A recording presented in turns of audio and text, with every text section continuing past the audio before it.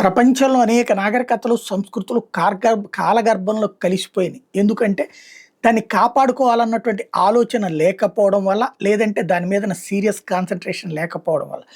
మత మార్పిడులే జరిగినాయా? లేకపోతే జాతి అంతం జరిగిందా? ఇట్లాంటి అనేకం జరిగింది. మెసపటోమియా నాగరికత ఇప్పుడు గుర్తుందా?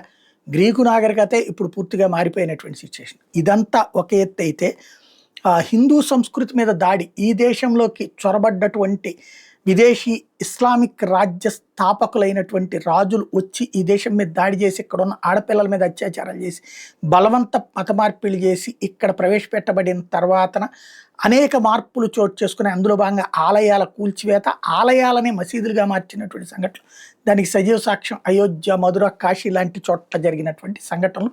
అతిపెద్ద ఏదైతే పుణ్యక్షేత్రాలలోనే జరిగింది. ఇక చెన్నై అయితే వేలు లక్షల వ్యవస్థలు మారిపోయినాయి. ఇదంతా ఇప్పుడు ఎందుకు చెప్పుకోవాల్సి వస్తుందంటే, పూణేలో తాజాగా ఈ కుండపోత వర్షాలకి ఒక మసీదు కూలింది. తీరా చూస్తే అక్కడ ఉన్నటువంటి వాళ్ళు కనిపెట్టింది ఏంటంటే, ఆ లోపల ఆలయం తరహా స్ట్రక్చర్ ఉంది. అంటే ఆలయాన్ని ఆక్రమించుకుని కట్టినటువంటి మసీద్ అన్నటువంటి విషయం తేలింది.